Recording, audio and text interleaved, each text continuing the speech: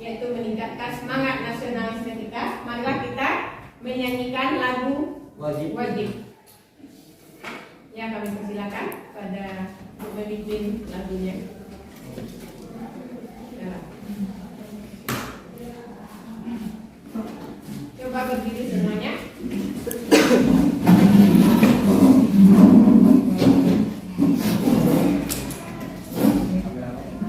Jiwa raga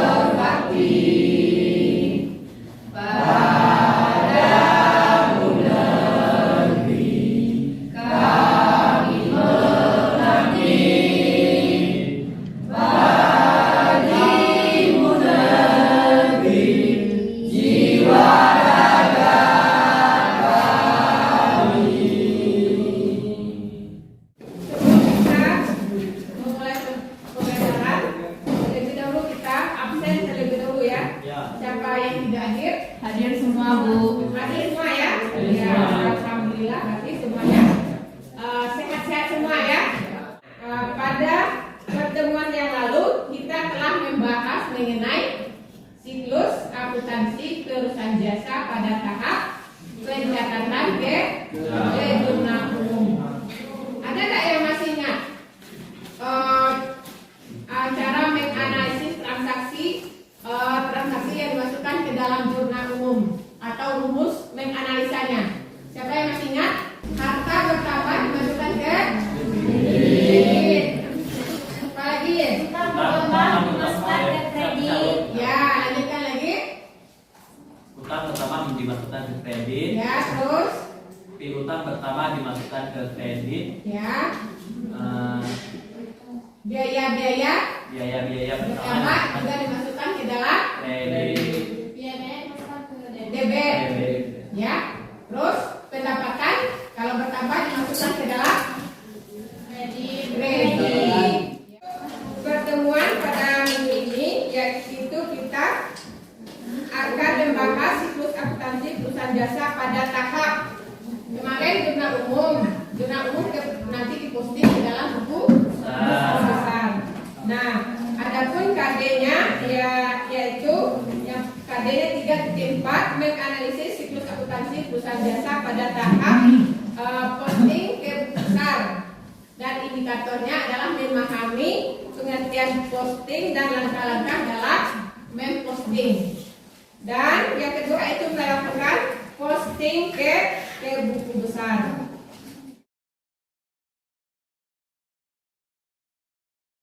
Nah, untuk mengetahui ya apa itu buku besar, kita akan menanyakan sebuah video pembelajaran ya mengenai siklus akuntansi ya pada tahap posting ke buku besar.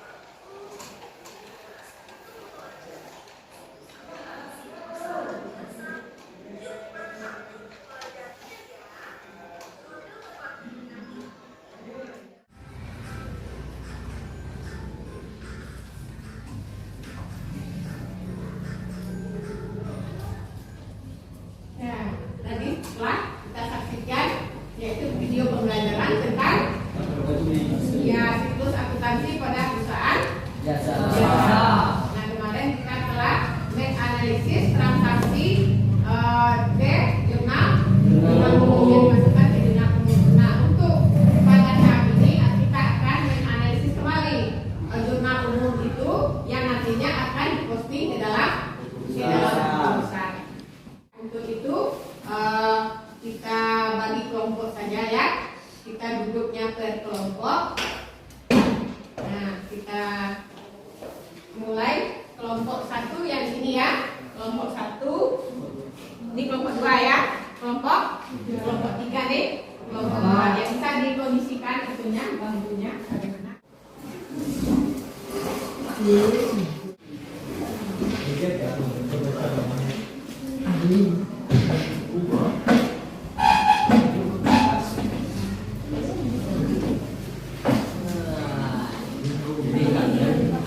Nah, di situ ya, di RKPD itu ada dituliskan yaitu jurnal umum ya, jurnal umum nantinya yang akan diposting ke dalam buku besar masing-masing akun ya, sudah diberikan di situ. Kamu posting yang dimasukkan ke dalam buku besar itu. Ada yang kurang jelas bisa ditanyakan? Berarti yang ini misalnya ke Ya, diposting ke dalam buku besar. Nah, disalin ke sini ya. Misalnya dikelompokkan, ya, dikelompokkan. Ya, dikelompokkan satu akun kas, utang usaha, mana yang masuk dengan perlengkapan, ya, peralatan, utang, BRI. Terus ada pengambilan kembali dimasukkan ke dalam satu kelompok.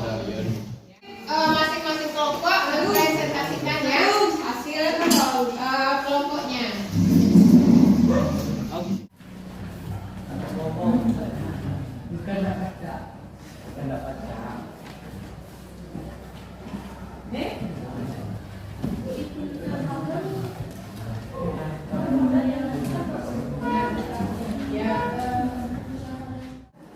Ada yang belum ditanyakan Excel?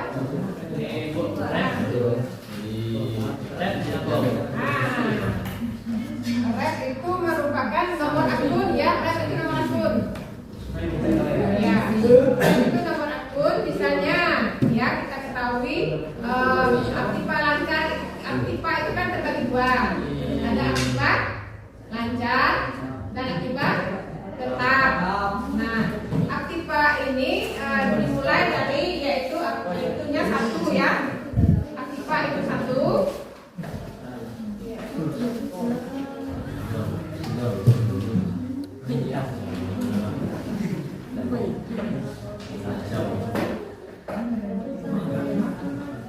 Satu, kalau aktiva lancar 001 ya, 01. Berarti kalau yang termasuk aktiva lancar apa? Nah, aktiva lancar apa?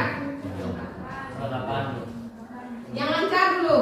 Perlengkapan itu di bawahnya apa? Yang lancar adalah apa?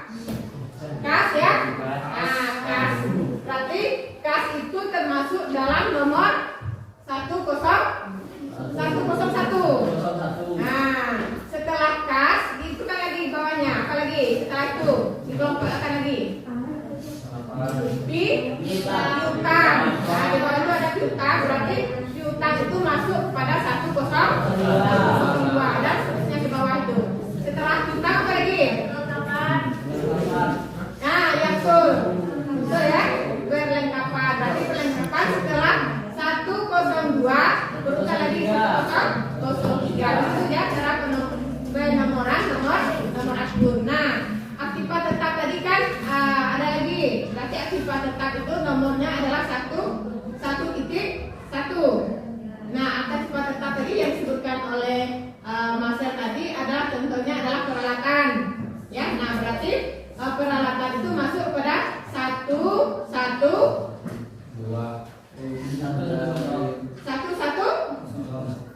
kosong yang itu tadi. Yang lancarnya? Satu, satu, satu. Ya, satu, satu, satu.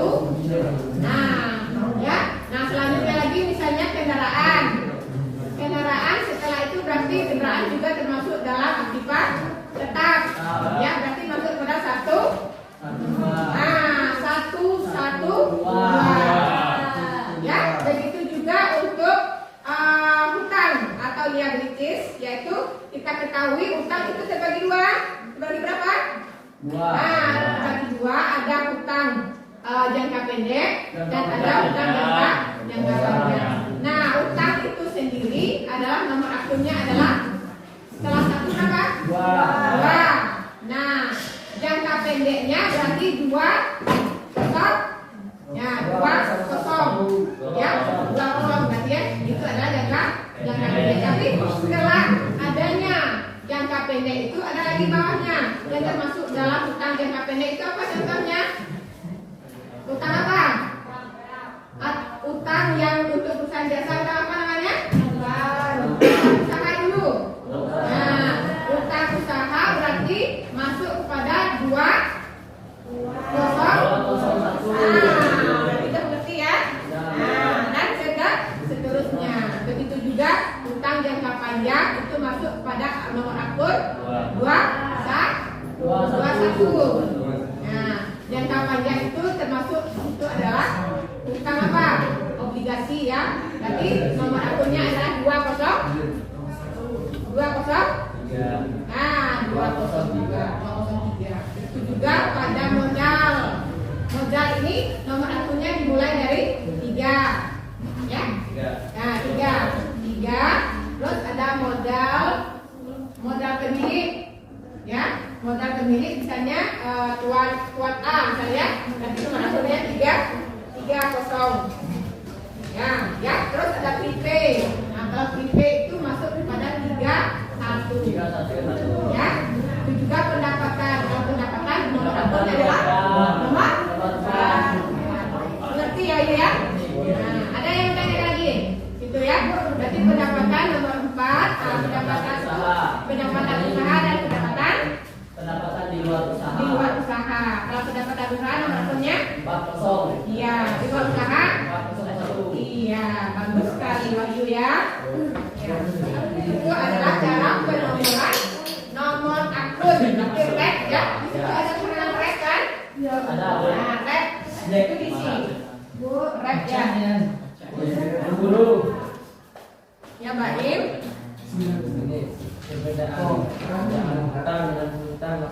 Wah, ini ada yang menanyakan apa sih perbedaan hutang dengan piutang?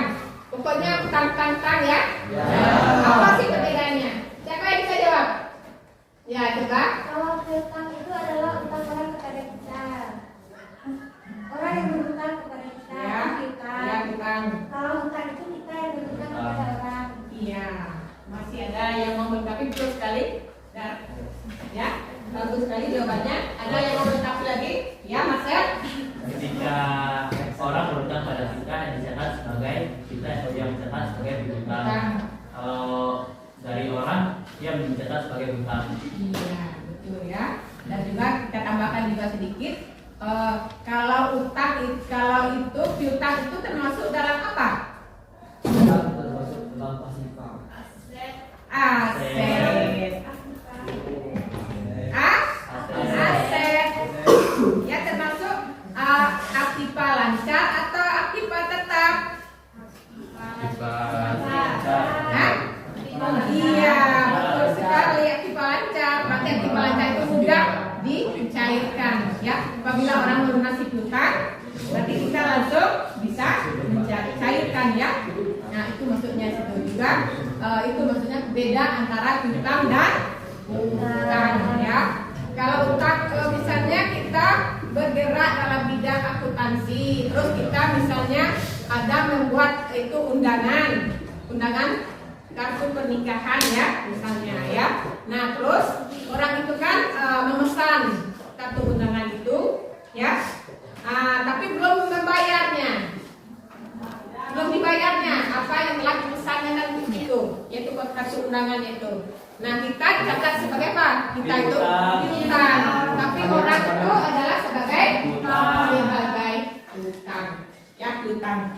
Tapi itu termasuk dalam piutang apa? Piutang usaha. Itu adalah perbedaan antara piutang dan dan biasanya ya penomoran akun ini tiap perusahaan itu berbeda. Itu dia memiliki kata sandi tersendiri. Bisa saja kita katakan itu 101 misalnya, tapi dia mencatat 1002 itu ya menurut perusahaan yang berbeda sandinya. Berarti kita mempresentasikan di kelompok besar dari situ saja ya. Dari sini ya. Ya, coba berdiri.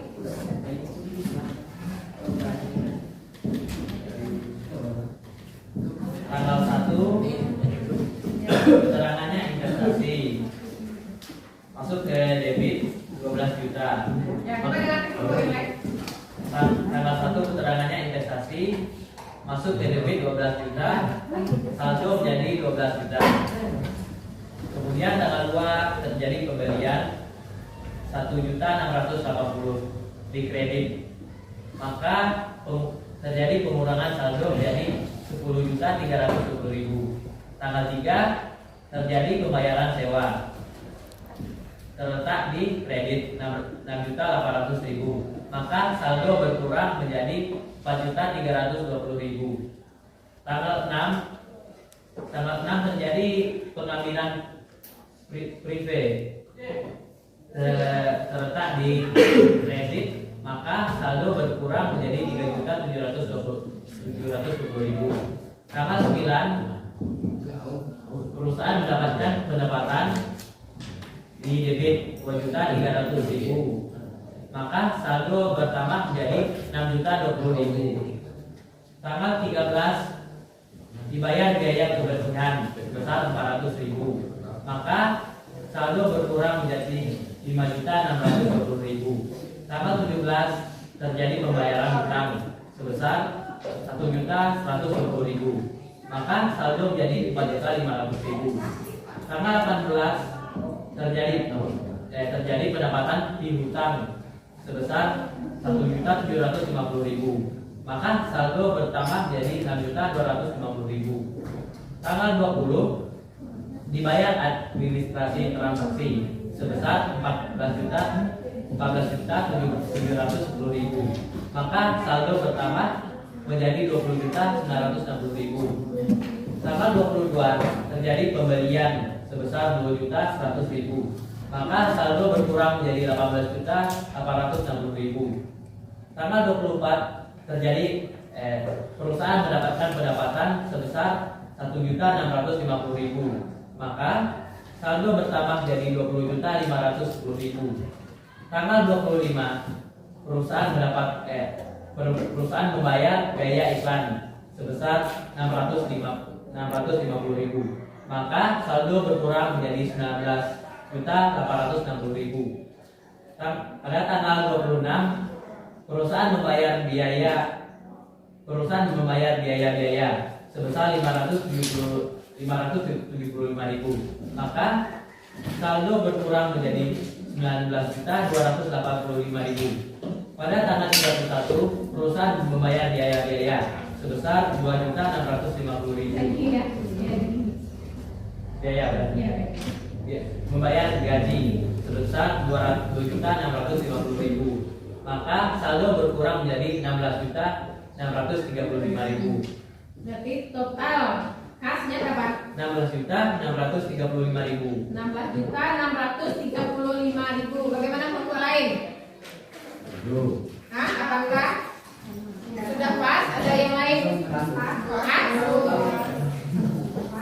Bu. Sama. Kan? Kalau ada yang lain jumlahnya? Ya? Sama.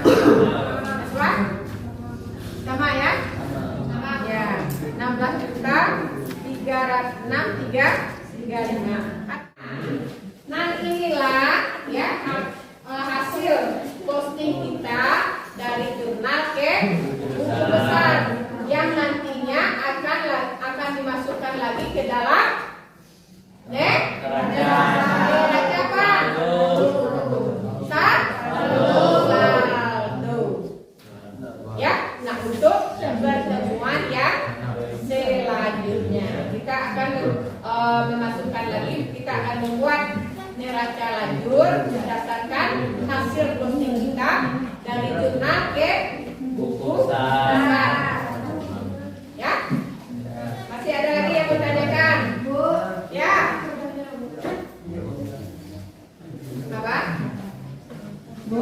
Mengapa dalam akuntansi memerlukan buku besar? Ya, Bu. Ya, mengapa dalam akuntansi itu memerlukan buku besar? Ya, coba Excel, saya jawabnya. Mengapa? Nah, Ya, kumpulan buku besar, pengertiannya dulu ya. ya, Kumpulan buku besar merupakan kumpulan dari perkiraan akun yang saling berhubungan dan merupakan satu kesatuan yang menggambarkan perubahan harta, hutang, dan modal, modal pendapatan dan biaya. Jadi buku besar itu untuk menggambarkan perubahan harta, hutang, modal, pendapatan, dan biaya. ya. Berarti itu adalah fungsi dari buku besar itu sendiri adalah tempat mencatat perubahan posisi keuangan. Ya, fungsinya sendiri adalah tempat mencatat perubahan posisi keuangan sehingga dapat memberikan informasi kepada ya orang-orang yang ingin menentukan ya informasi mengenai laporan keuangan ya, itu maksudnya. Nah, nantinya sebagai sumber informasi dalam penyusunan neraca saldo dan laporan keuangan. Ya, sudah mengerti? Ya, sudah mengerti? Ya, sudah. Ya. Yang ini? Kerja? Ya. Cara mengukur bisnis saldo, bagaimana kita menentukan bagian satu di debit dengan di kredit? Ya, ada temannya yang menanyakan bagaimana cara menentukan kok saldo itu ada yang tulis di debit dan ada yang tulis di kredit. Siapa bisa jawabnya? Ada. Ya, Excel lagi ya, Excel. Excel. Nah, rumusnya begitu, Bu. Ah? Rumusnya begitu. Sudah begitu rumusnya analisa transaksi. Bila aktiva bertambah, maka di debit. Kalau aktiva berkurang, maka di kredit. Bila hutang bertambah, di kredit. Hutang berkurang, di debit. Biaya bertambah, di debit. Biaya berkurang, di kredit. Nah, itu berdasarkan hasil analisa transaksi. Sudah dari rumusnya begitu. Ya, kalau kedua juga dari rumusnya kalau begitu ya. Nah, makanya kalau debit misalnya biaya-biaya dikeluarkan berarti catatnya bertambah. Apabila biaya bertambah catatnya di sebelah. Biaya-biaya di mana? Di kredit. Biaya-biaya di kredit kalau bertambah sama dengan aktiva. Ya. Kredit apa debit? Debit. Hah? Debit apa kredit? Debit. Debit ya, sama dengan aktiva ya. Aktiva bertambah juga di debit. Ya, kita upload dulu kepada Excel ya.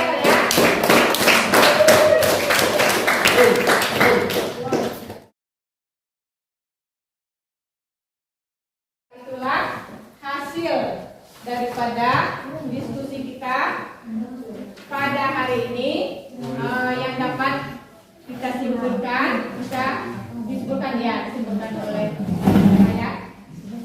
Kesimpulannya adalah buku besar berolah dari perkiraan akun yang saling berhubungan dan merupakan satu kesatuan yang menggambarkan perubahan harta, hutang, modal, dan biaya-biaya lainnya. Sedangkan posting adalah memindahkan angka-angka yang ada di dalam perkiraan buku besar. Dalam langkah-langkahnya yaitu pertama memindahkan modal, memindahkan uang, dan mengisi kolom RER yang ada di final dengan perkiraan buku besar yang bersangkutan dengan sebaliknya. Mengisi RER yang ada di perkiraan BB dengan nomor hal jurnal. Ya, itu artinya kesimpulan kita pada hari ini di mana buku besar itu merupakan kumpulan dari perkiraan-perkiraan akun yang saling berhubungan dan merupakan satu kesatuan ya yang menggambarkan perubahan harta, utang, apalagi modal, pendapatan dan biaya-biaya. Itu adalah buku besar. Sedangkan posting itu sendiri adalah memindahkan ya angka yang ada di jurnal ke buku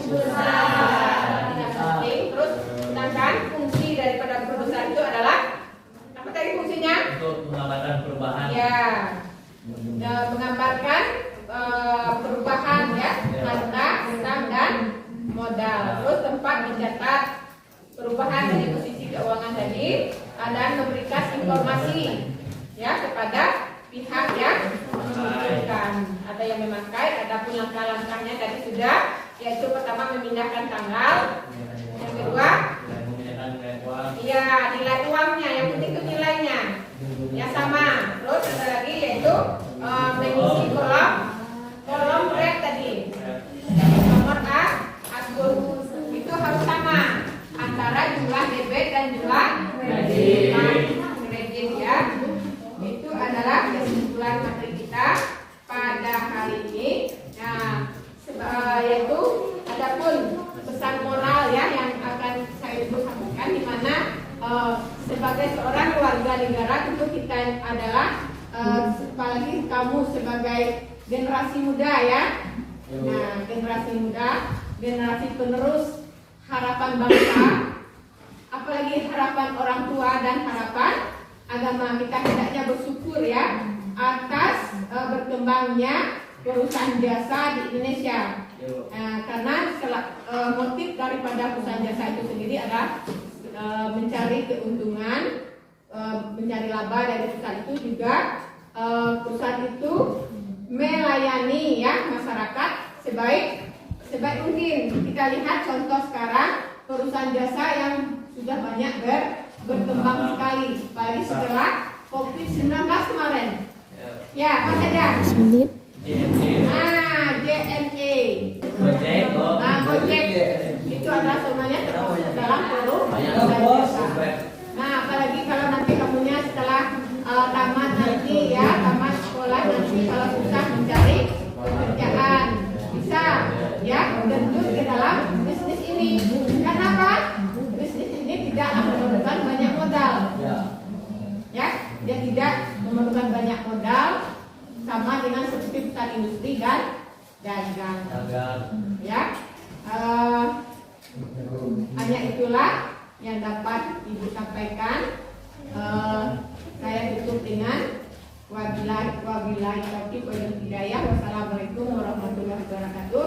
Untuk tugas evaluasi ya, itu ada di LKS halaman 642. Ya, tugas evaluasinya. Ya, untuk tugas evaluasi di rumah. Ya. Hanya inilah